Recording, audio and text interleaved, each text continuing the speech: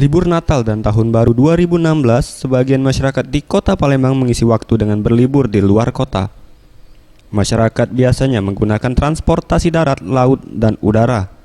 Untuk pengguna transportasi darat, khususnya bus AKAP dan AKDP yang melalui Terminal Karyajaya tidak terjadi peningkatan. Hal ini disampaikan Fauzi, Kepala Terminal Karyajaya. Menurutnya, hal ini dikarenakan masyarakat Kota Palembang lebih dominan menggunakan transportasi udara. Meski begitu, pihaknya tetap bersiap untuk menghadapi kelonjakan penumpang yang mungkin terjadi dengan mendirikan posko pelayanan. Itu faktor yang membuat itu.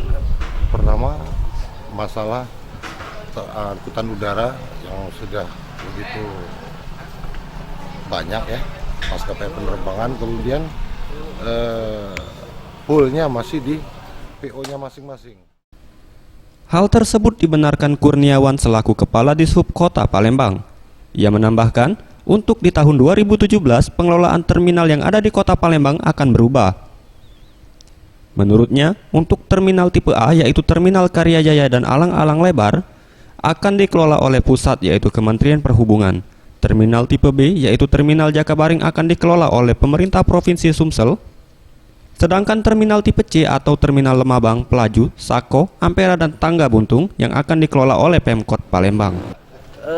Terminal di Palembang ini ada tipe A, tipe B dan tipe C. Tipe A ini Karyajaya dan Alang-Alang Lebar.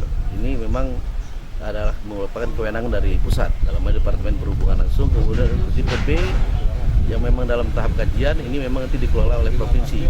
Palembang punya tipe B yaitu di Jakabaring. Nah, saya tipe C ini adalah punya yang langsung dikelola oleh pemerintah Kota Palembang. Anugrah Sandi Pratama, Sriwijaya TV.